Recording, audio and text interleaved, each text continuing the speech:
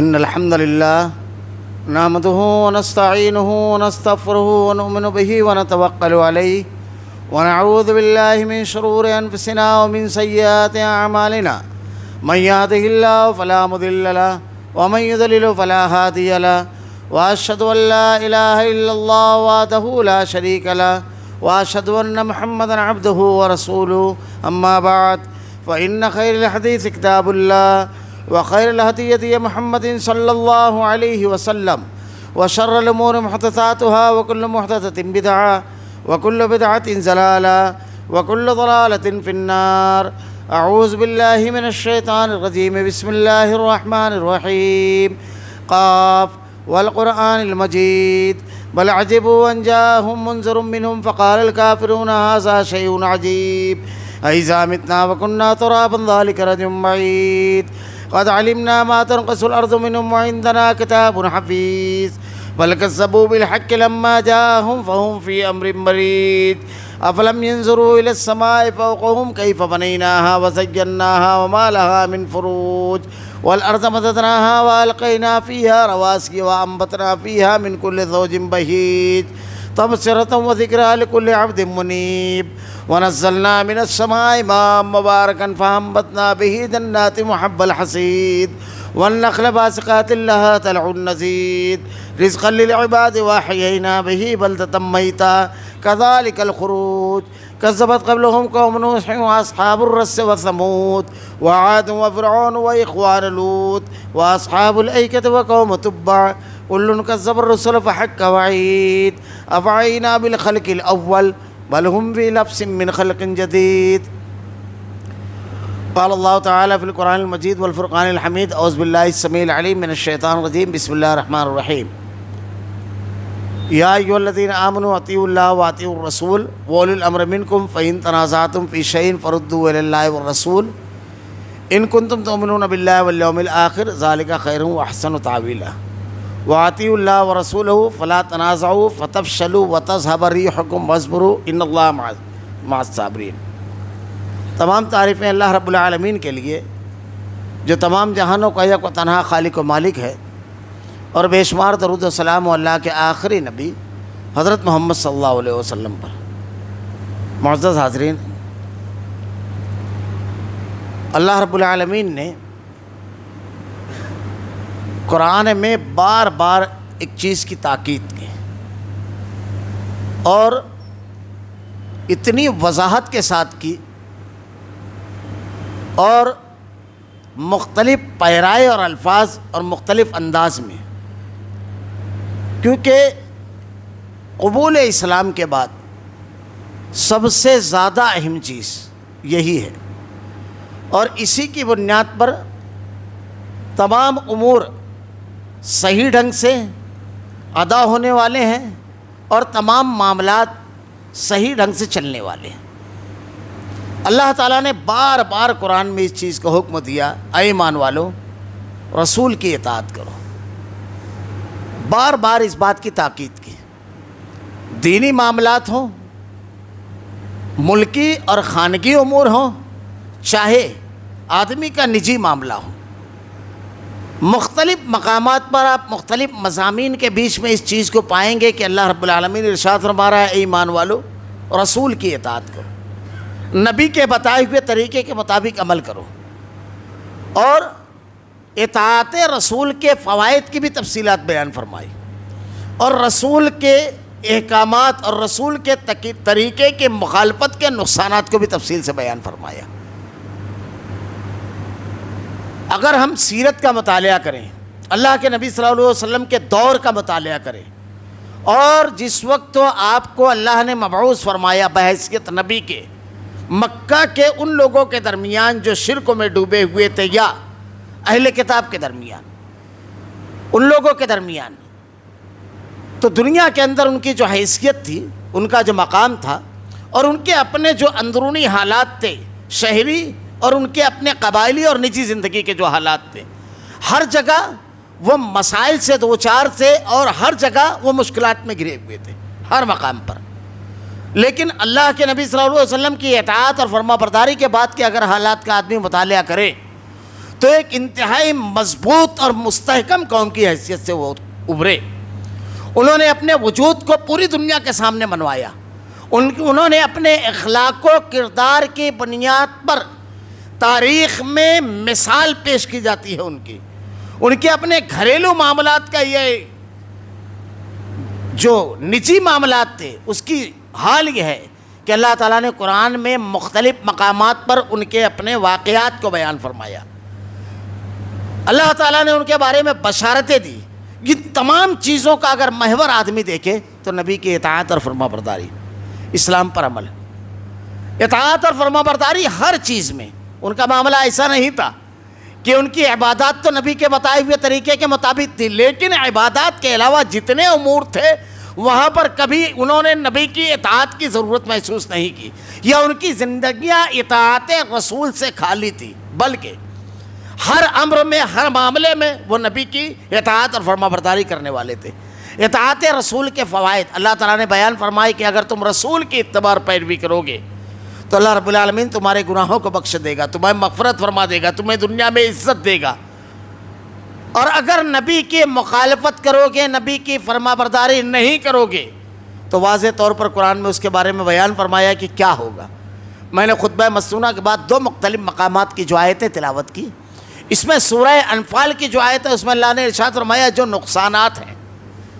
اللہ نے ارشاد فرمایا کہ اطیعوا اللہ ورسولہ ولا تنازعوا فتفشلوا وتذهب ريحكم واصبروا.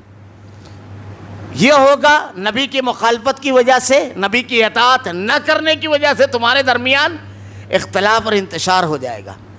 تم مختلف ٹکڑیوں میں تقسیم ہو جاؤ گے، مختلف گروہ ہو جائیں گے تمہارے. اور جب یہ تمہارے درمیان ہوگا تو اس کا دوسرا بڑا نقصان جو ہوگا فتفشلوا، تمہاری ہوا اکھڑ جائے گی، تمہاری کوئی حیثیت نہیں رہے گی. اللہ رب العالمین نے یہ نقصان قرآن میں 1400 سال پہلے بیان فرمایا ہے. دوسری جگہ اللہ تعالیٰ نے نبی کی نہ ماننے کی بنیاد پر فَلْيَحْذَرِ الَّذِينَ يُخَالِفُونَ عَنْ أَمْرِهِ أَن تُصِيبَهُمْ فِتْنَةٌ أَوْ يُصِيبَهُمْ عَذَابٌ عَلِيمٌ. اللہ تعالیٰ نے ارشاد فرمایا کہ کیا ہوگا کہ اگر نبی کی مخالفت کرو گے تو تمہیں کوئی فتنہ، مصیبت آ گھیرے گی. فَلْيَحْذَرِ الَّذِينَ يُخَالِفُونَ، نبی کی اگر مخالفت کرو گے فَلْيَحْذَرِ الَّذِينَ يُخَالِفُونَ عَنْ أَمْرِهِ أَن تُصِيبَهُمْ فِتْنَةٌ، تو تم کو فتنہ آ گھیرے گا. آج اگر ہم موجودہ حالات ہمارے نظر ڈالیں تو یہ تمام چیزیں بالکل واضح طور پر دکھائی دیتی ہے کہ ہماری ہوا اکھڑی ہوئی ہے، ہم مختلف گروہوں اور ٹکڑیوں میں بٹے ہوئے ہیں. اب اتحاد و اتفاق، ہر شخص یہ چاہتا ہے کہ اتحاد و اتفاق ہو، لیکن اتحاد اور اتفاق کس بنیاد پر ہو؟ کس بنیاد پر پوری ملت ایک زنجیر کی طرح نظر آئے؟ اللہ کے نبی صلی اللہ علیہ وسلم نے ارشاد فرمایا مومن کی مثال ایک جسم کی طرح ہے. ایک حصے کو اگر درد ہوتا ہے تو دوسرا حصہ بے چین ہوتا ہے. ایسا کبھی نہیں ہوتا ہے کہ آدمی کے پیر میں درد ہو، ہاتھ میں درد ہو اور نیند بڑی سکون کی آ جائے کہ اس کا تعلق تو سر سے نہیں، نیند سے نہیں. ایسا کبھی نہیں ہوتا ہے، بلکہ ایک حصے میں اگر تکلیف ہو تو پورا حصہ اس کی اذیت محسوس کرتا ہے. آج ہمارے درمیان، ہماری صفوں میں یہ ہے کہ اگر ایک طبقہ، ایک گروہ کسی مصیبت اور تکلیف میں گرفتار ہے، پریشان ہے، تو دوسرا حصہ بالکل مطمئن ہے. کل کی بات ہے، دہشت گردی کے الزامات لگائے گئے، بے گناہ لوگوں کو اٹھایا گیا، لیکن اگر صرف اس وجہ سے لوگوں نے خاموشی اختیار کی کہ اس کا تعلق ہمارے مسلک اور ہمارے فرقے سے نہیں، یا اس لیے صرف خاموشی اختیار کی گئی، اس کے نقصانات آج ہم بالکل اپنے سر کی آنکھوں سے دیکھ رہے ہیں. یہ تمام کے تمام چیزیں، یہ سب چیزیں ہیں. اگر ایک شہر کے لوگوں کے ساتھ کچھ ہوا، ایک ملکوں کے لوگوں کے ساتھ کچھ ہوا تو بے چینی ہمارے درمیان نہیں محسوس کی گئی. اللہ کے نبی صلی اللہ علیہ وسلم نے ارشاد فرمایا مومن کی مثال ایک جسم کی طرح ہے. اتحاد و اتفاق، بڑا پیارا جملہ مولانا ابراہیم میر سیال کوٹی رحمہ اللہ نے ایک مقام پر اتحاد و اتفاق کی بنیاد پر تقریر، کس بنیاد پر اتحاد و اتفاق ہوگا یہ کہتے ہوئے آپ نے ارشاد فرمایا تھا. آپ نے کہا لوگ اتحاد پر محنت کرتے ہیں کہ سب مل جائیں، سب متحد ہو جائیں، اس پر لوگ محنت کرتے ہیں. حالانکہ یہ اتحاد جو ہے نتیجہ ہے، محنت ہونا چاہیے اتفاق پر. اگر سب متفق ہو جائیں کسی بات پر تو خود بخود متحد ہو جائیں گے. اس لیے محنت ہونا چاہیے اتفاق پر۔ اللہ کے نبی صلی اللہ علیہ وسلم نے سب سے پہلا کام کیا 300 سے زائد بت جنہوں نے اللہ کے پہلے گھر حرم میں رکھا ہوا تھا، ہر چیز کا جن کا اپنا ایک بت تھا، مختلف قبیلوں میں جو بٹے ہوئے تھے، سب کو اس بات پر متفق کیا کہ اللہ ایک ہے، ایک اللہ کی عبادت کرنا ہے، سب کو اس پر متفق کیا۔ عقیدے پر آپ نے کوئی سوداگری یا سمجھوتا نہیں کیا۔ آج ہمارے یہاں عقیدے پر سب کو اس بات پر متفق کیا۔ ہمارے یہاں لوگوں میں یہ نعرہ ہے کہ شرک کو کرے نہ کرے آدمی متحد اور متفق ہو جاؤ، اللہ کی عظمت و بڑائی اور کبریائی کا انکار کرے آدمی، اللہ رب العالمین کی ذات و صفات میں شرک کرے۔ اللہ کے نبی صلی اللہ علیہ وسلم نے ارشاد فرمایا اللہ سے زیادہ صبر کرنے والا کوئی نہیں ہے کہ ایک بندہ کہتا ہے کہ اللہ کا بیٹا ہے اور اللہ رب العالمین اس کے باوجود اس کو رزق کو دیتا ہے، اس کے باوجود اس کو دنیا کی تمام آسائشیں دیتا ہے۔ ایک بندہ اللہ کے بارے میں یہ کہتا ہے کہ اللہ کے علاوہ فلاں بھی دینے والا ہے، جھوٹ کہتا ہے اللہ رب العالمین کے اوپر۔ مشرکین مکہ نے جو کہا، سورہ یونس میں اللہ نے ارشاد فرمایا وَيَعْبُدُونَ مِن دُونِ اللَّهِ مَا لَا يَضُرُّهُمْ وَلَا يَنفَعُهُمْ وَيَقُولُونَ هَؤُلَاءِ شُفَعَاؤُنَا عِندَ اللَّهِ۔ اللہ نے ارشاد فرمایا یہ کہتے ہیں کہ ہم ان کو جو پکارتے، اللہ تعالیٰ نے کہا یہ جو اللہ کے علاوہ دوسروں کو پکارتے ہیں وَيَعْبُدُونَ مِن دُونِ اللَّهِ مَا لَا يَضُرُّهُمْ وَلَا يَنفَعُهُمْ، نہ نفع پہنچا سکتے ہیں نہ نقصان، اور کہتے کیا تھے وَيَقُولُونَ هَؤُلَاءِ شُفَعَاؤُنَا عِندَ اللَّهِ، یہ سفارشی ہے ہمارے اللہ کے پاس۔ وَيَقُولُونَ هَؤُلَاءِ شُفَعَاؤُنَا عِندَ اللَّهِ قُلْ أَتُنَبِّئُونَ اللَّهَ بِمَا لَا يَعْلَمُ فِي السَّمَاوَاتِ وَلَا فِي الْأَرْضِ، یہ ایسی بات اللہ کو بتاتے ہیں زمین اور آسمان کے درمیان نہیں، اللہ اس سے پاک ہے کہ اللہ نے اس کا حکم دیا کہ مشکل ہو تو اللہ کو پکارو۔ اللہ تعالیٰ تو کہتا ہے سورہ جن میں فَلَا تَدْعُوا مَعَ اللَّهِ أَحَدًا، اللہ کو اکیلا کر کے پکارو۔ کس کو پکارا تھا؟ حضرت یونس علیہ السلام نے مچھلی کے پیٹ میں، حضرت ایوب علیہ السلام نے 24 سال کی بیماری، 18 سال یا کم سے کم لوگوں نے کہا ہے کہ بیماری میں کس کو پکارا؟ رب انی مسنی الضر وانت ارحم الراحمین۔ حضرت موسیٰ علیہ السلام نے جب کچھ نہیں تھا کس کے سامنے ہاتھ اٹھایا؟ رب انی لما انزلت الی من خیر فقیر، کس کا وسیلہ لگایا؟ کہ اللہ تعالیٰ نے اس کا حکم دیا، لیکن اللہ رب العالمین رحم فرماتا ہے، اس کے باوجود رزق کو دیتا ہے، سب کچھ دیتا ہے۔ تو بنیاد اللہ کے نبی صلی اللہ علیہ وسلم نے ارشاد فرمایا سب کو متفق کیا اس بات پر، یہ معمولی چیز نہیں ہے، سب سے پہلے سب متفق ہوں، خود بخود متحد ہوں گے۔ اس کے بعد دوسری چیز تھی اللہ کے نبی کی اطاعت اور فرما برداری، رسول کو ماننا۔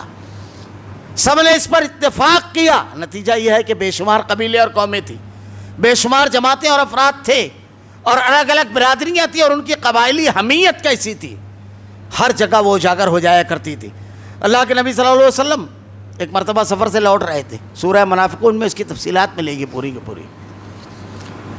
پانی پلانے پر دو لوگوں کے درمیان نزاع اور جھگڑا ہوا، اور وہ نزاع اور جھگڑا اتنا بڑھ گیا، مہاجرین اور انصار دونوں کے غلام تھے، پانی پلانا پہلے کون پلائے گا اس پر اختلاف ہوا، نزاع اور اختلاف اتنا بڑھ گیا کہ مہاجرین نے اپنے لوگوں کو اور انصار نے اپنے لوگوں کو بلایا، آوازیں لگنے لگی اور تلواروں کی طرف ہاتھ بڑھے۔ اللہ کے نبی صلی اللہ علیہ وسلم نے جب یہ دیکھا تو آپ نے ارشاد فرمایا تم نے تو وہی پکاری ہے جو جاہلیت کی پکار ہے۔ انتہائی آپ کو تکلیف پہنچی، صحابہ کرام فوراً ان کے ہاتھ رک گئے۔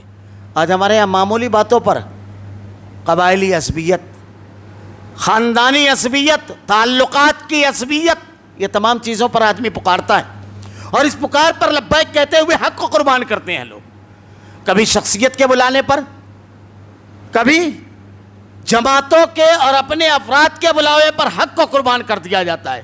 اللہ کے نبی صلی اللہ علیہ وسلم نے جیسے ارشاد فرمایا اور اس کے بعد پھر آپ نے سفر کا حکم دیا اور ایک طویل سفر کروایا صحابہ کرام سے اللہ کے نبی صلی اللہ علیہ وسلم نے، اور اس کے بعد وہ آیتیں نازل ہوئی سورہ منافقون کے اندر، پورا اس کی تفصیلات موجود ہے۔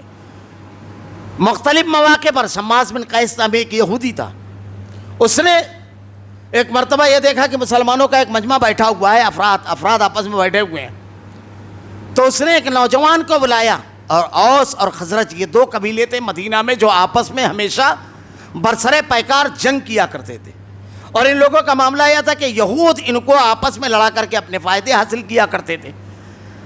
جیسے مسلمانوں کے درمیان آج بہت سارے لوگ ایسے ڈال دیے گئے ہیں جو مسلمانوں میں مختلف نعرے لگا کر کے مسلمانوں کو منتشر رکھتے ہیں اور غیر اپنا فائدہ اٹھاتے ہیں. ہماری طاقت منتشر ہے. آج مسلمانوں میں اگر کوئی قیادت ابھرے گی تو سب سے پہلے اس کی مخالفت مسلمان کرے گا اور غیروں کی وفاداری کا داعی ہے. اللہ تعالیٰ ارشاد فرماتا ہے یا ایھا الذین آمنوا لا تتخذوا بطانۃ من دونکم لا یعلونکم خبالا ودوا ما عنتم قد بدت البغضاء من افواہہم. پڑھ گیا قرآن. یہ خارجہ پالیسی بیان کی گئی ہے. یہ بیان کیا گیا ہے تم کو دوستی اور دشمنی کس سے رکھنا ہے. ہمارے ہاں دوستی اور دشمنی کا معیار ہمارے اپنے تعلقات، ہمارے اپنے رشتے، ہماری اپنی پسند اور ناپسند، حق اور ناحق نہیں ہے. اگر ایک چیز سچائی ہے تو اسے قبول کرنا ہے چاہے کتنا بھی ناپسندیدہ شخص کو کہے. اور اگر ایک چیز سچائی اور حقیقت نہیں ہے، اگر شریعت اور دین کی مخالفت ہے تو ہمارا کتنا بھی قریبی ہو. بڑا مشہور واقعہ ہے ابی بن کعب رضی اللہ تعالیٰ عنہ، کعب بن مالک، مرارہ بن ربیع، ہلال بن امیہ. یہ تین لوگ تھے جن کے بارے میں اللہ کے نبی نے حکم دیا ان سے کوئی بات نہ کرے گا. قرآن میں اس کا تذکرہ ہے سورہ توبہ میں وعلی الثلاثۃ الذین خلفوا حتی اذا ضاقت علیہم الارض بما رحبت. تین لوگ زمین جن پر کشادگی کے باوجود تنگ ہو گئی. ان کے خالہ زاد بھائی بچپن کے دوست ہو. کہتے ہیں کہ 40 دن بعد یہ حکم نازل ہوا کہ اب اپنی بیویوں سے بھی علیحدگی اختیار کریں. تو پوچھا گیا کیا صرف علیحدگی یا طلاق؟ کہا نہیں، صرف علیحدگی. بائیکاٹ تھا. پورا شہر اجنبی ہو گیا تھا نبی کے ایک حکم پر. ہمارے یہاں اللہ کے نبی نے ارشاد فرمایا برائی دیکھو تو ہاتھ سے روکو. اس کی طاقت نہیں ہے تو زبان سے، اور اس کی طاقت نہیں ہے تو دل میں برا جانو. اللہ کے نبی کا حکم ہے. ہمارے ہاں برائی دیکھنے پر نہیں، برائی کرنے والوں کا ساتھ دینا.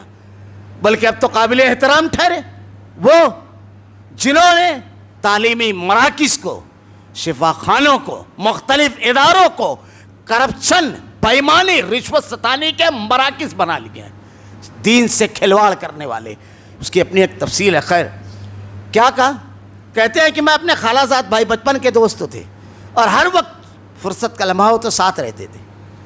دیوار پھاند کر کے گیا ان کے گھر تو انہوں نے رخ پھیر لیا. میں نے پوچھا کیا تم یہ جانتے نہیں ہو کہ میرے دل میں ایمان ہے، میں اللہ کو ایک مانتا ہوں، میں رسول کو کی اطاعت اور فرما برداری کرتا ہوں، نفاق نہیں ہے میرے اندر. کیا تم یہ نہیں جانتے؟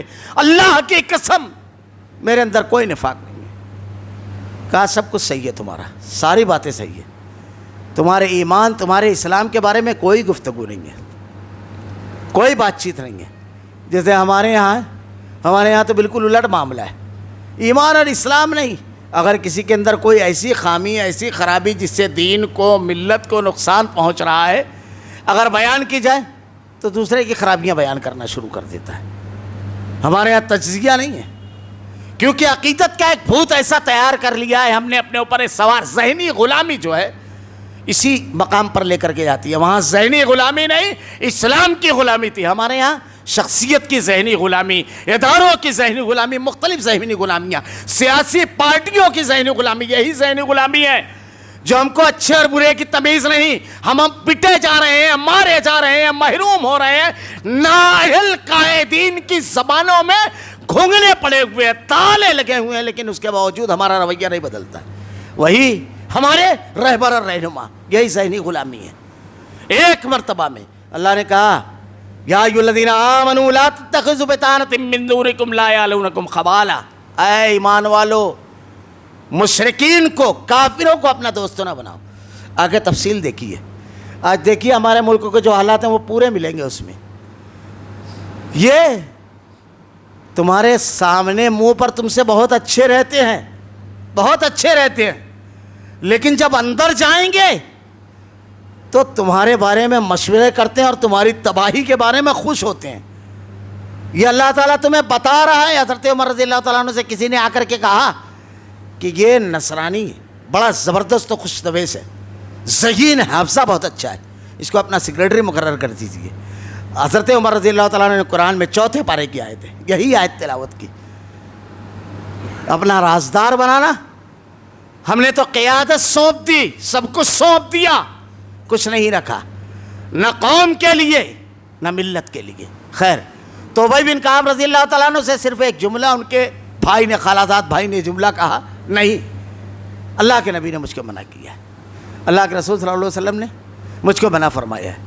اللہ کے نبی کی اطاعت اور فرما برداری پر سب کو متفق کیا، سب خود بخود متحد ہو گئے۔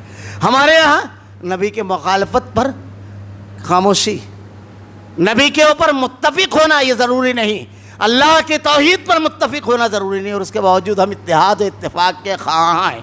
ان کی صفوں میں اتحاد اتفاق کے بعد ہوا تھا، جب متفق ہوئے اس بات پر تو متحد خود بخود ہو گئے۔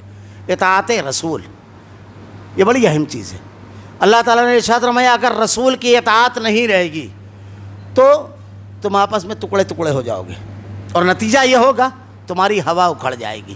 اطاعت رسول، صحابہ کرام اللہ کے نبی کی کیسی اطاعت کرنے والے تھے، چھوٹی چھوٹی چیزوں سے لے کر بڑی بڑی چیزوں تک۔ نبی کی اگر کوئی بات آ جائے تو ان کے تمام معاملات، تمام چیزیں ختم ہو جاتی تھی، اور ہر معاملے میں اسوہ رسول کو اپنانے والے، ہر معاملے میں۔ اللہ کے نبی کی حدیث بیان کی گئی کہ اللہ کے رسول صلی اللہ علیہ وسلم ایسا ہے، ایسا کیا ہے، فوراً اپنے عمل کو اس کے مطابق تبدیل کر لیا۔ ان لوگوں کا معاملہ ایسا تھا۔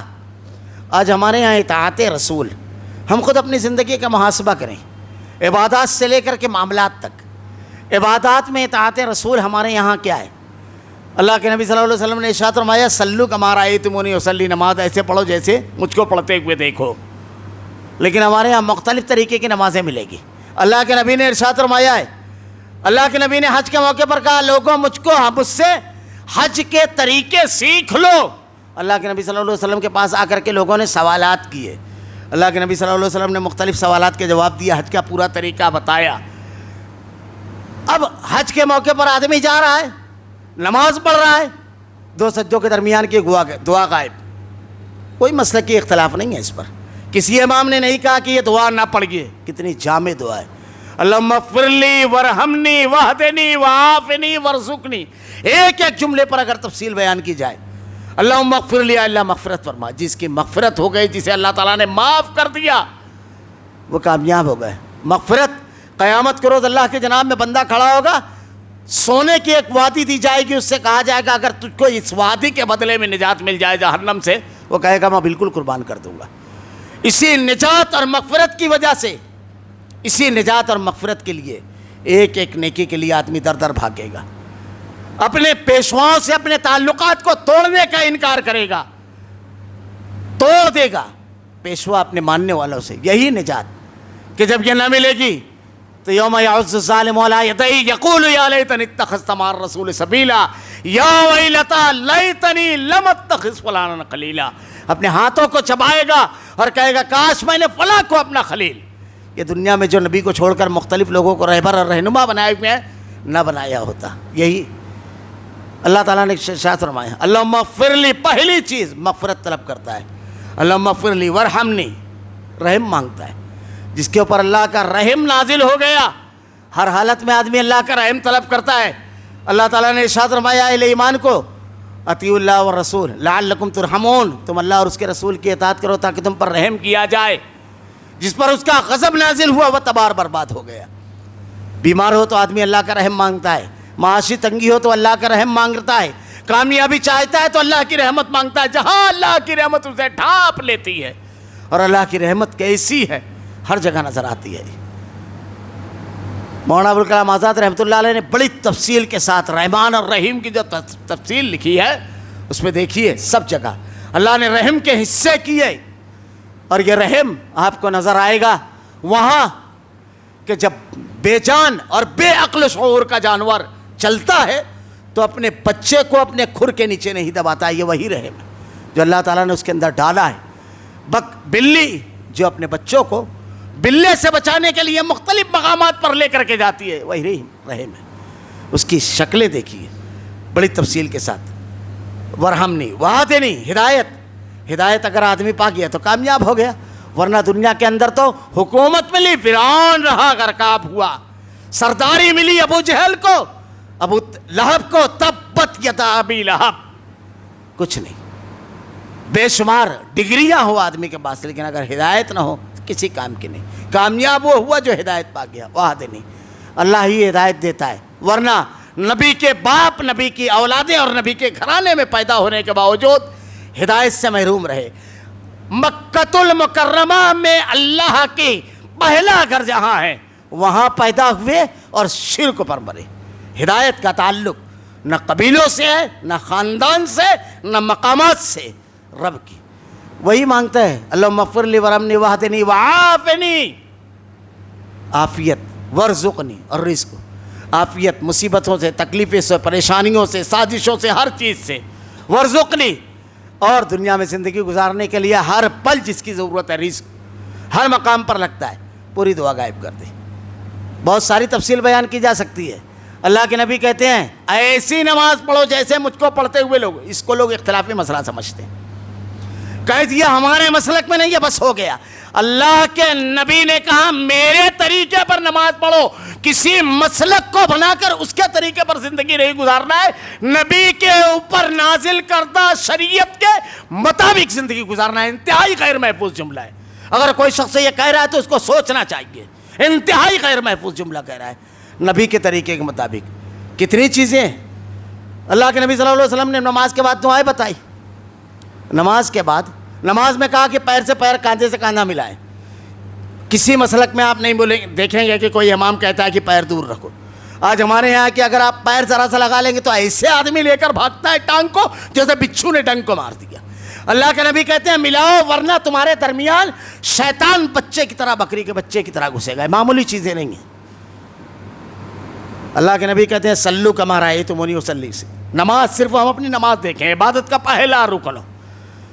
اس کے علاوہ تعدیل ارکان، نماز میں تعدیل ارکان کا ہونا بہت ضروری ہے نماز کے اندر۔ پھر دوسری چیزیں جو ہے جس کو اختلافی بنا لیا گیا، جو اختلافی نہیں ہے، جیسے زور سے آمین بولنا، نہ جانے کسی ایک روایت میں نہیں ہے کہ اللہ کے نبی نے خاموشی اختیار کی، بلکہ صحیح بخاری کی روایت ہے کہ جس کی آمین، جب امام آمین بولتا ہے تو فرشتے آمین بولتے ہیں، اور جس کی آمین امام کی آمین سے مل گئے اللہ تعالیٰ اس کی مغفرت فرما دیتا ہے۔ اتنا بڑا اجر اس کے بولنے کا، لیکن نہ جانے کیوں۔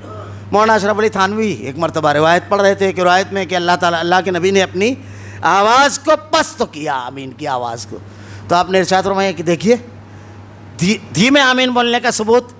تو وہیں ایک شاگرد ان کے بیٹھے ہوئے تھے، وہ کہتے ہیں کہ حضرت روایت کے الفاظ ہیں کہ آواز کو پست کیا، یعنی کم کیا، تو آواز رہے گی تو کم زیادہ ہوگی نا، یہاں تو باہر ہی نہیں نکلتی ہے، اور آپ اس سے استدلال کر رہے ہیں کہ آمین زور سے نہیں کہنا چاہیے، یہ اختلافی مسئلہ ہمارے یہاں کہہ دیا، ختم ہو گئی بات۔ نبی کے نزدیک کیا ہے اس کی ضرورت نہیں، ہمارے یہاں ہے، ہمارے مسلک میں ہمارے امام اللہ کے نبی امام کائنات، ان کے یہاں کیا ہے۔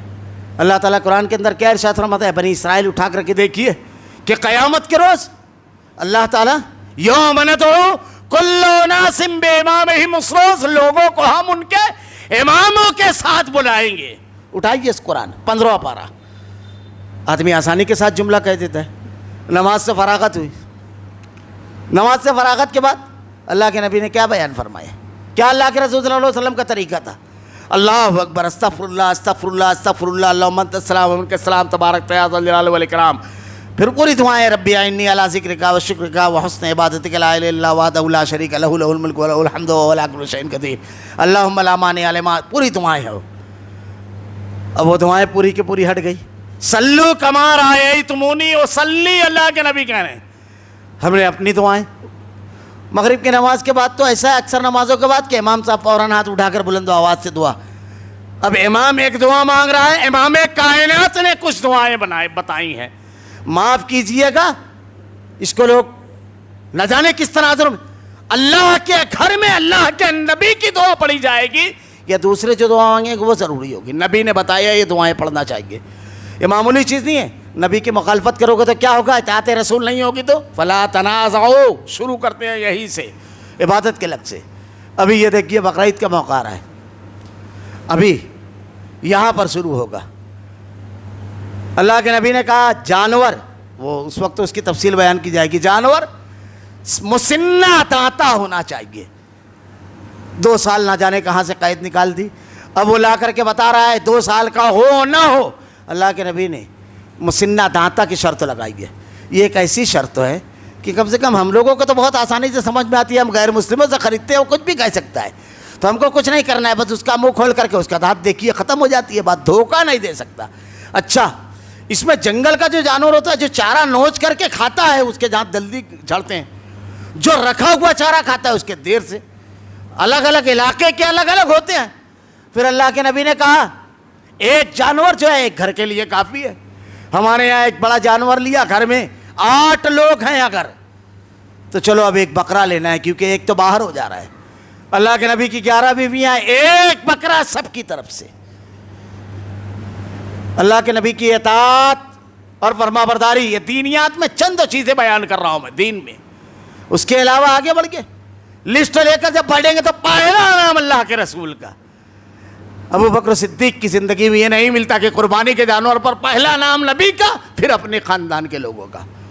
عمر فاروق، صحابہ کرام، حتیٰ کہ امام ابو حنیفہ رحمۃ اللہ علیہ، امام مالک، امام شافعی، امام احمد ابن حنبل، امام بخاری، امام مسلم، امام اوزاعی، امام سفیان ثوری، ابراہیم نخعی، امام ابن ربیعہ، یہ تمام ائمہ کو، علی بن مدینی، احمد ابن حنبل، سب کو دیکھیے کیا انہوں نے پہلے یہ کیا قربانی میں۔ اور ایک عجیب مسئلہ لوگوں نے نکال لیا ہے قربانی کے جانور میں، عقیقہ۔ عقیقہ کب ہے؟ حدیث میں ہے کہ جب بچے کی ولادت ہو تو اس کے 7ویں روز عقیقہ، آپ 7ویں روز اس کا نام رکھیے اور اس کا بال پورا کاٹ کر کے اس کا وزن کر کے چاندی، جتنا وزن ہو اتنی چاندی صدقہ کیجیے۔ 7ویں روز کرنا ہے، لیکن پیدائش سے پہلے بھی نام رکھ سکتے ہیں۔ جسے آدمی ارادہ کر لے کہ اگر اللہ رب العالمین لڑکا دے گا تو یہ نام رکھوں گا، لڑکی دے گا تو یہ۔ اور اس کی دلیل یہ ہے کہ اللہ تعالیٰ نے قرآن میں جب حضرت زکریا کو بشارت دی تو یحییٰ نام بھی بتایا، حصیر و نبی من الصالحین، اور ان کی صفت بھی بیان فرمائی۔ اسی سے دلیل پکڑتے ہیں، لیکن رکھنا 7ویں دن ہے نام، سنت۔ اور لڑکی ہو تو 1 اور لڑکا ہو تو 2۔ اب ہمارے ہاں نہ جانے کون سا سسٹم لگایا ہے کہ سارے بچے 3 ذی الحجہ کو ہی پیدا ہوتے ہیں، جب 10 ذی الحجہ کو لوگ عقیقے میں کر رہے ہیں۔ 7ویں روز کرنا ہے، شوال میں بچہ پیدا ہو رہا ہے، رمضان میں پیدا ہو رہا ہے، سنت کیا ہے؟ اور قربانی میں اور عقیقے میں ایک جان، ایک دم دینا ہے، ایک جان دینا ہے، حصہ نہیں ہے۔ یعنی ایسا نہیں ہے کہ آپ ایک بڑا جانور لائے تو اب کیا حساب بنائیں گے، 2 2 4 2 6، 3 لڑکے اور 1 لڑکی۔ ایک جانور میں 4 لوگ نہیں چلیں گے، یہ 7 لڑکیاں، ایسا نہیں ہے۔ ایک جانور، ایک دم دینا، ایک جان، ایک بچے کی طرف سے لڑکی ہے تو 1 جان۔ اب اس میں یہ بھی ہے بڑا جانور، چھوٹا جانور۔ اللہ کے رسول صلی اللہ علیہ وسلم نے صرف بکری یا بکرا ہی اس کا ثبوت ہے۔ حضرت عائشہ نے، ان کے بھانجے نے آ کر کے سوال کیا حضرت عائشہ سے کہ کیا میں اونٹ ذبح کر لوں؟ جیسے ہمارے یہاں کچھ لوگ آ کر کہتے ہیں کہ حضرت خاندان بہت بڑا ہے۔ اللہ کا شکر، اللہ رب العالمین نے آپ کو بہت بڑے خاندان میں پیدا کیا اور آپ کے پاس مال بھی ہے، تو 1 بکرا یا 2، اگر لڑکا ہے تو 2، لڑکی ہے تو 1، یہ عقیقہ کر لیجیے اور ایک بڑا جانور ذبیحہ کر لیجیے، بانٹ کے خاندان میں گوشت تو۔ لیکن آپ کو سنت ادا کرنا ہے، تحفے تحائف دینے کے مختلف مواقع ہوتے ہیں خاندان کو جوڑنے کے، یہ تمام چیزیں۔ اس کے بعد قربانی کے ایام، مرحومین کی طرف سے الگ الگ، بہرحال اللہ کے نبی نے کہا جو حکم دیا تھے اطاعت رسول ہر معاملے میں۔ حج کا موقع ہے ابھی، حج کے موقع پر ہمارے ہاں جب لوگ جاتے ہیں تو تفصیلات بتاتے ہیں، تیری طرف سے اتنا عمرہ کیا، تیری طرف سے عمرہ کیا، کہاں سے کیا بھائی؟ مسجد عائشہ سے۔ حجاج جب جاتے ہیں تو بار بار عمرہ کرنے جاتے ہیں مسجد عائشہ سے۔ حالانکہ اس روایت کو آپ پڑھیے تو اس روایت کی تفصیل میں آپ کو ملے گا کہ ام المومنین حضرت عائشہ کو وہ مخصوص چیز جو ہر مہینے خواتین کے ساتھ ہوتی ہے، یعنی مخصوص ایام جو آتے ہیں مہینہ، وہ معاملہ تھا۔ آپ نے بار بار اس کا اظہار کیا، اللہ کے نبی نے تسلی کے لیے کہا جا کر کے اس جگہ سے عمرہ لے آؤ۔ آپ کے ساتھ آپ کے بھانجے تھے، انہوں نے عمرہ نہیں کیا، حضرت عائشہ نے صرف کیا۔ اب اگر کسی کو یہ عذر ہے تو وہ کرے، لیکن یہاں تو مردوں کی دوڑ لگی ہوئی ہے۔ مختلف چیزیں حج کے موقع پر اور بھی بہت سارے عموم ہیں۔ اطاعت رسول ہم نے ضروری نہیں سمجھا، نماز میں اطاعت رسول وہ تو اپنے مسلک کے مطابق ہو جائے گی، وہ تو ہمارا امام جیسا پڑھائے گا ویسی ہو جائے گی۔ اذان بھی اب تو بدل دی، اذان میں بھی مطمئن نہیں تھے تو اضافہ کر لیا، پہلے بھی درود بعد میں بھی درود۔ 20 سال پہلے تک کے نہیں تھا. اپنے بڑوں کو بھی کہا کہ یہ بھی نہیں جانتے تھے. محبت رسول ان کے یہاں بھی نہیں, 20 سال پہلے نہیں تھا. بزرگوں سے پوچھئے, کہیں نہیں ہوتا تھا, لیکن ابھی آیا ہے. اطاعت رسول کی معمولی چیزیں نہیں ہیں. اگر نہ کرو گے فَلْيَحْذَرِ الَّذِينَ يُخَالِفُونَ عَنْ أَمْرِهِ أَن تُصِيبَهُمْ فِتْنَةٌ أَوْ يُصِيبَهُمْ عَذَابٌ أَلِيمٌ. اللہ تمہیں کسی بھی فتنے میں مبتلا کر دے گا, فتنے میں مبتلا ہو جاؤ گے اور عذاب علیم آ کر کے گھیر لے گا. یہ تو عبادات کا معاملہ, ساری چیزیں عبادات کے آدمی غور کرتا جائے. معاملات میں اللہ کے نبی کی اطاعت اور فرما برداری, اللہ کے رسول صلی اللہ علیہ وسلم کے طریقے کو اپنانا. قیادت, رہبری, رہنمائی کس کو دینا چاہیے؟ یہاں پر دین کی کوئی ضرورت ہی نہیں محسوس کی ہم نے. کون ہمارا رہبر اور رہنما ہو, چاہے دینی جماعتیں ہوں, چاہے مساجد کے ذمہ داران ہوں, چاہے مختلف ادارے کے ذمہ داران ہوں, چاہے سوسائٹیوں کے. کیا کوئی پیمانہ اللہ کے نبی نے دیا تھا؟ اطاعت رسول ہے. حضرت ابو ذر غفاری رضی اللہ تعالیٰ عنہ کو کیا کہا اللہ کے نبی نے؟ اللہ کے رسول صلی اللہ علیہ وسلم کہتے ہیں یا ابا ذر, آپ کی فضیلت کیا تھی؟ اللہ کے نبی کہتے ہیں سورج مشرق کی بجائے مغرب سے نکل جائے, لیکن دنیا ابو ذر کی مثال نہیں پیدا کر سکتی. لیکن آپ نے ارشاد فرمایا, بڑا مشہور واقعہ ہے, تبوک کے موقع پر اللہ کے نبی کا لشکر ایک جگہ رکا ہوا ہے, دور سے دھول نظر آتی ہے. جب دھول کچھ چھٹی تو اللہ کے نبی کہتے ہیں ابو ذر رونے لگے, آپ کی آنکھوں میں آنسو آ گیا, اور جملہ کہا یہ آیا بھی تنہا دنیا میں اور جائے گا بھی دنیا سے تنہا. پھر وہ بشارت جو ان کے موت کی تھی آپ نے دی, کیونکہ آپ کا ایک معاملہ ایسا تھا کہ وہ لوگوں سے کہتے تھے کہ جتنا مال ہے ایک روز کا رکھ کر پورا خرچ کر دو. یہ آپ کا موقف تھا. صحابہ کرام نے آپ کو روکا کیونکہ دلیلیں تھی. اگر آدمی کے پاس سال پورا کرے گا مال تو زکوٰۃ ہے. من استطاع الیہ سبیلا, استطاعت پر حج ہے, اور اللہ تعالیٰ نے سب متعین کیا ہے. بہرحال وہ اس پر لوگوں سے اختلاف کرتے تھے, تو مدینہ سے کچھ دور ایک مقام پر وہ رہائش اختیار کی, اور ان کی جب وفات ہوئی تو انہوں نے اپنی اہلیہ کو بلا کر کے کہا کہ اللہ کے نبی نے ارشاد فرمایا ہے کہ ایک قبیلہ بھی حجاج کا یہاں سے گزرے گا, قافلہ, تو مجھ سے کہنا کہ میری جنازے کی نماز پڑھا دیں. میں جب مر جاؤں تو میری لاش کو نہلا کر کے صحرا پر رکھ دینا, اور کھانا چاہ دو ان کو کھائے بغیر نہ بھیجنا. حضرت عبداللہ ابن مسعود رضی اللہ تعالیٰ عنہ اپنے ساتھیوں کے ساتھ کوفہ سے حج کے لیے نکلے. راستے میں دیکھا ایک خاتون بیٹھی ہوئی ہے اور ایک لاش رکھی ہوئی ہے. آپ جب کہے تو خاتون نے کہا کہ اپنے بھائی کی تجہیز و تکفین کر دیجئے. حضرت عبداللہ ابن مسعود رضی اللہ تعالیٰ عنہ سے کہا کہ انہوں نے کہا تھا کہ ابھی حجاج کا ایک قافلہ گزرے گا. آپ نے جیسے ہی کپڑا اٹھایا اور اٹھا کر کے چہرہ دیکھا تو آنکھیں اشک بار ہو گئی کہ ہمارے بھائی حضرت ابو ذر ہیں. جنازے کی نماز پڑھی, تدفین کی, اور اس کے بعد جب جانے لگے تو ان کے اہلیہ نے کہا رک جائیے. انہوں نے کہا تھا مہمانوں کو بنا کھانا کھلائے نہ روانہ کرنا.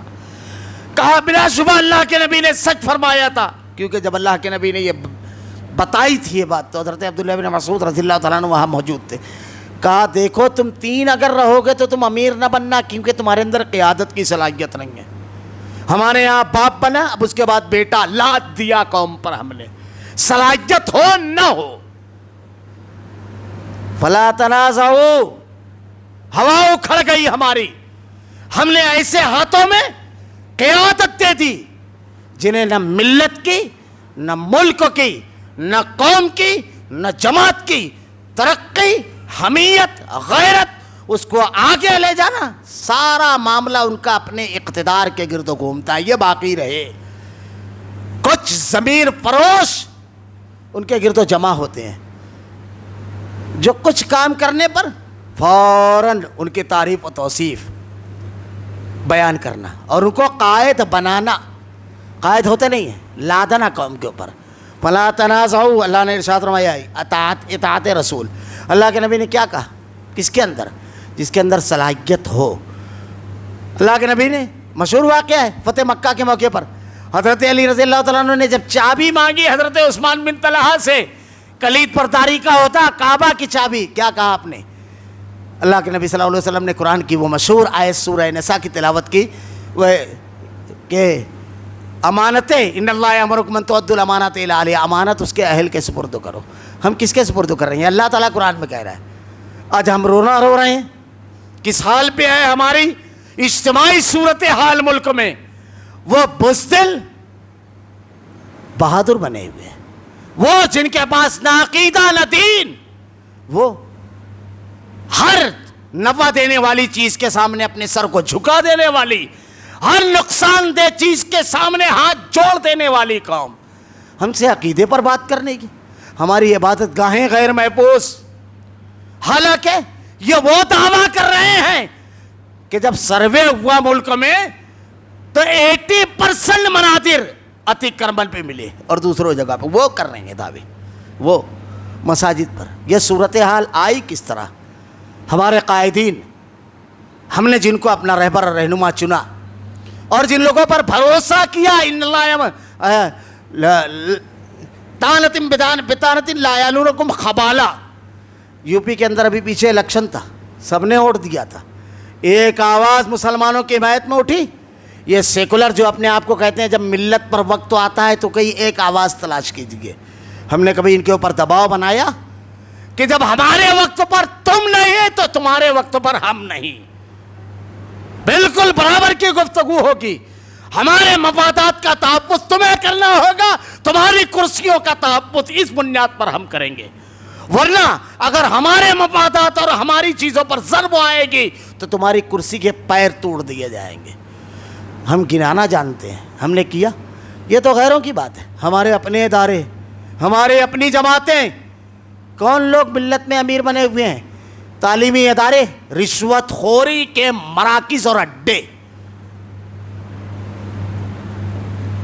خیر تھی کہ چلو طلبہ کا معاملہ رکا ہوا تھا، اب کے جی میں بھی بنا ڈونیشن اور رشوت کے آپ اپنے بچے کو اچھی اسکول میں، اگر کوئی غریب پڑھانا چاہے، 20 ہزار روپیہ ڈونیشن، اور اس چیز کا جس کو گورنمنٹ نے آج تک مانا ہی نہیں، کے جی اور سینئر جونیئر کے جی کو پہلی جماعت سے تعلیم مانی جاتی ہے، اور یہ ایکسیڈنٹلی کے جی ہے کیا؟ جرمنی کا ایک شخص تھا فروبین نامی، میاں بیوی دونوں کام کرتے تھے، چھوٹے بچوں کے لیے ایک بڑی جگہ جہاں 3 پائتری بنا دی جائے، 1 2 3 کہیں، وہ لوگ کھیلتے بھی رہے پڑھتے بھی رہے۔ وہ دھیرے دھیرے پروان چڑھا، پوری دنیا میں چل گیا۔ آج ہمارے یہاں ایک کلاس میں 30 بچوں کو بیٹھنے کی جگہ 65 بچے ٹھوس دیے جاتے ہیں، سانس لینا 2 بار ہوتا ہے، لیکن اس کے لیے ڈونیشن۔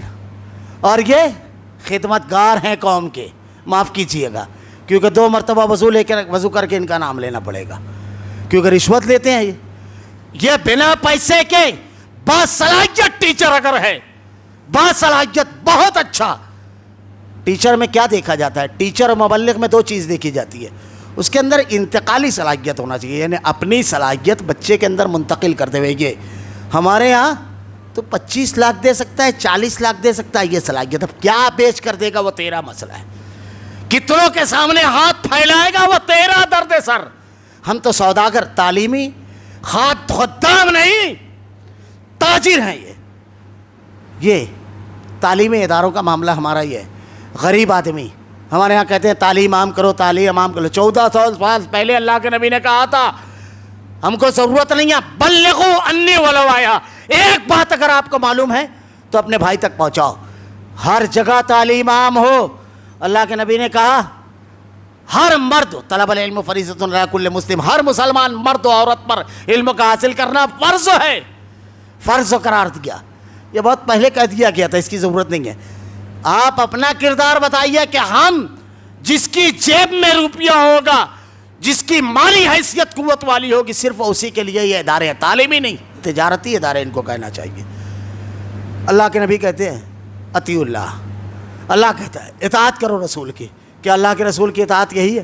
اللہ کے نبی تو مشرکین مکہ کو جو گرفتار ہوئے کہا 10 بچوں کو پڑھنا لکھنا سکھاؤ، حالانکہ وہ تمام لوگوں سے فدیہ میں پیسہ لیا جا سکتا تھا، اور اس کے بارے میں تو شریعت میں اجازت تھی، لیکن آپ نے تعلیم کی اہمیت کو سمجھی جہاں ضرورت نہیں ہے۔ اب بھلا ایک چھوٹا سا سوال ہے، ایک انتہائی غریب مفلوق الحال آدمی، ایک بچہ اپنے بچے کو اچھی اسکول میں داخلہ کرنا چاہتا ہے، وہاں 20,000 ڈونیشن ہے، کیا کرے؟ کیا کرے؟ کیا وہ مجرم نہیں ہے یہ رکاوٹ اور یہ پیسہ کا معاملہ کھڑا کر کے؟ اگر آپ نہیں چلا سکتے، مدارس چلا رہے ہیں علماء، چلائیں گے چندہ مانگ کر، تنگ کرنے اور علماء پر طنز کرنے کے لیے تو پہلے زبان کھلتی ہے۔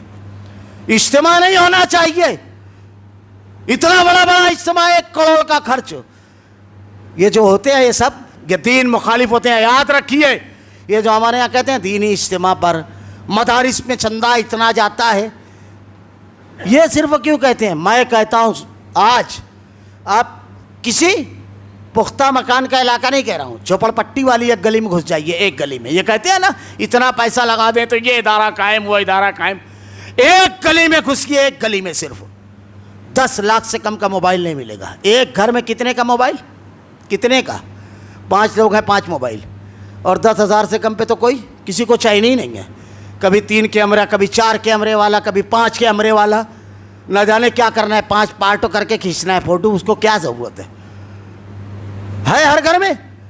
سستا موبائل استعمال کر کے یہ پیسہ کبھی آپ کی زبان سے نہیں نکلا کہ قوم اور ملت پر خرچ ہو گیا. ایک ایک گھر میں 50,000 کا موبائل, 5 لوگ ہیں 10,000 کا جوڑ دیجئے, 15,000 کبھی نہیں نکلا زبان سے. کیوں؟ گاڑیاں, سستی گاڑیوں سے کام چل سکتا ہے, لیکن اب تو جتنے افراد ہیں اتنی گاڑی, ٹھیک ہے ضرورت ہے, لیکن چند دن ہوئے گاڑی لی ہے, نئی گاڑی آئی ہے, اس کو لینا ہے, اس وقت زبان نہیں کھلے گی. یہ آپ کو دین سے دور کرنے, ملت سے دور کرنے, اس کے لیے ہے یہ. اور آگے بڑھ کے یہ ہر جگہ آپ کو نظر آئے گا. تو تعلیمی معاملات میں, میڈیکل میں دیکھیے دین ہے, کتنا کمیشن ہے, ہر جگہ کٹ, ہر جگہ کمیشن. ابھی ایک معاملہ آیا, میں حیرت زدہ رہ گیا. ایک ڈاکٹر کا تبصرہ, ارے غریب آدمی ہے, بل بنا پورا, کچھ بھی بیچ کر لا کر دیتے ہیں. بڑے لوگ ہیں تو پریشر اور دباؤ لاتے ہیں. کیا ہم نہیں جانتے؟ کیا ہم نہیں جانتے رسول کی اطاعت ہمارے اداروں میں, ہماری سیاسی جماعتوں میں, یہ جو ہمارے رہبر ہیں ہر وارڈ چیخ چیخ کر کہہ رہا ہے ان کے کردار کی کہانی. ہماری زمین ہمارے پیروں کے نیچے کے سڑک جس پر ہر جگہ گڑا ہے, ہماری بستیوں کی گندگی, ان کی نااہلی کی کھلی ہوئی داستانیں ہیں. مگر جب الیکشن آئے گا, ارے وہ میرا رشتہ دار ہے, تعلق ہے, وہ سب پھر پارٹی کا ہے ہر جگہ. اللہ کے نبی نے کیا کہا؟ جس کے اندر صلاحیت ہے اس کو عطا کرو. یہ معمولی چیزیں نہیں ہیں, یہ معمولی چیزیں نہیں ہیں. دوستی اور دشمنی کا معیار کیا ہے ہمارے یہاں؟ اللہ کے نبی صلی اللہ علیہ وسلم کہتے ہیں نیک آدمی کی صحبت اختیار کرو. ہمارے یہاں بہت ساری صحبتیں ہیں, لیکن آدھا گھنٹہ ہمارے پاس خطبے کے لیے نہیں ہے, درسوں کے لیے نہیں ہے, دینی مجلس کے لیے نہیں ہے. معاف کیجئے گا. صحابہ کرام حضرت عمر رضی اللہ تعالیٰ عنہ نے پاری لگائی اپنے ساتھی سے, ہماری ایکٹیویٹیز میں اطاعت رسول کتنا ہے, ایکٹیویٹیز میں, ہماری مصروفیت میں. یہ معمولی چیز نہیں ہے. وَلَا تَنَادَوْا فَتَفْشَلُوا وَتَذْهَبَ رِيحُكُمْ, ہوا اکھڑے گی, منتصر ہو جاؤ گے. یہ سارے نقصانات قدم قدم پر ہماری تجارت میں کیا ہے ہمارے ہاں. میں تو انشاءاللہ اس پر مستقل ایک خطبہ دوں گا. حیرت زدہ ہوں خبریں سن کر کے. سود کا ایسا ہمارے یہاں عام چلن, استغفر اللہ, ایسا عام چلن. عام آدمی پیسہ دے رہا ہے, پیسہ بڑھا کر لے رہا ہے, کوئی چیز بیچ میں ڈال کر کے بڑھا کر لے رہا ہے. عام چلن. یہ حرام خوری, یہ ہمارے مسائل حل کرے گی, اللہ کے غضب کو دعوت دے گی, ہماری ہوا اکھڑے گی. ہم کو اپنا محاسبہ کرنا ہے. بیماریاں ہمیں معلوم ہے, لیکن دوا کا جب تک استعمال نہیں کریں گے اچھے نہیں ہوں گے, موت تک پہنچ جائے گی. کیا اللہ تعالیٰ نے یہ جو کہا ہے کہ اولا يرون انهم يفطرون في كل عام مرة او مرتين ثم لا يتوبون ولا هم يذكرون, سال میں 1 یا 2 مرتبہ انہیں آزمائش, فتنے میں مبتلا کیا جاتا ہے, آزمائش آتی ہے پھر بھی ثم لا يتوبون, اس کے باوجود وہ توبہ نہیں کرتے. آج معاملہ یہاں تک آیا کہ عصری ادارے, مدارس تک تو تھا معاملہ, دینی جماعتوں پر تو تھا پابندیاں اور سب چل رہا تھا, خاموش تھے یہ. اب عصری اداروں تک پہنچ گئے کہ اب برقع پوش خواتین نہیں جا سکتی, یہاں تک پہنچ گئے. وہاں سے آگے بڑھ کر کے اب عبادت گاہوں تک. کبھی کہتے تھے مدارس دہشت گردی کے اڈے, مجھ کو تو بڑی حیرت ہوتی تھی جب یہ کہا جاتا تھا. ایک مدرسے میں کوئی ایک کیس نہیں ہوا, لیکن ہندوستان میں تاریخ بتاؤ تو بات لمبی ہو جائے گی. کتنے واقعات بتاؤ, یہ جو مختلف مٹ کھول کر بیٹھے ہوئے ہیں, مختلف یہ کیا کہتے ہیں وہ اس کو, یہ گجرات وغیرہ میں جو بہت مشہور تھا, ان کے ہاں جو ہوا ہے, باباؤں نے جو ریپ کیا ہے, جیلوں میں سڑ رہے ہیں. یہ کیا ہے؟ کبھی آواز اٹھی؟ لیکن یہ ہوتا ہے. کہاں تک معاملہ چلا گیا؟ آج ہمارے تعلیمی ادارے کہاں چلے گئے؟ آج ہمارے افراد اور ہمارے قائدین کہاں ہیں؟ اس کے اسباب کیا ہیں؟ انقلاب نیچے سے آئے گا. ہم اپنے آپ کو تبدیل کریں, ہم کسے رہبر بنا رہے ہیں، ہم کس کو باعزت بنا رہے ہیں، ہم کسے بڑا بنا رہے ہیں، اور خود ہماری اپنی زندگیوں میں کتنا اطاعت رسول ہے، ہمارے اداروں میں ہر مقام پر ہم کو خود یہ دیکھنا ہے۔ اگر ہم نے اپنا تجزیہ کیا، اللہ رب العالمین کا پکا وعدہ ہے کہ اگر ہم لوٹیں گے تو اللہ رب العالمین ہمیں کامیابی سے ہمکنار کرے گا۔ ہم دیکھیں ایسے افراد کو جو جماعتوں سے، اداروں سے کھیل کر غیر دینی امور انجام دے رہے ہیں، تعلقات نہیں۔ اللہ کی رضا اور خوشنودی اور نبی کی اطاعت ہمیں کامیاب کرے گی۔ اللہ رب العالمین سے دعا ہے کہ رب العالمین اللہ اطاعت رسول سے، انحراف سے ہم کو محفوظ رکھ رب العالمین۔ الہ العالمین ہر معاملے میں، ہر امر میں تیری رضا اور خوشنودی والا عمل کرنے کی توفیق دے الہ العالمین۔ کہیں نفسانی خواہشات، کہیں ذاتی تعلقات، کہیں رشتے، کہیں کاروباری تعلقات مانے ہوتے ہیں رب العالمین، سب پر تیری محبت کو، تیری اطاعت کو، تیری فرما برداری کو، تیرے احکامات کو غالب کر دے رب العالمین۔ ہر چیز قربان کرنے والا بنا رب العالمین۔ الہ العالمین ہمیں اپنی اصلاح کرنے کی توفیق نصیب فرما الہ العالمین، ہمارے حالات کو تبدیل کر دے رب العالمین۔ اللہ تیرے کلام کی آیتیں اور تیرے نبی کی احادیث کو ہمارا کردار و عمل بنا دے۔ بارک اللہ لنا ولکم فی القرآن المجید ونفعنا وإياكم بالآيات والذكر الحكيم إنه تعالى جواد كريم ملك الرؤوف الرحيم۔ الحمد لله نحمده ونستعينه ونستغفره ونؤمن به ونتوكل عليه ونعوذ بالله من شرور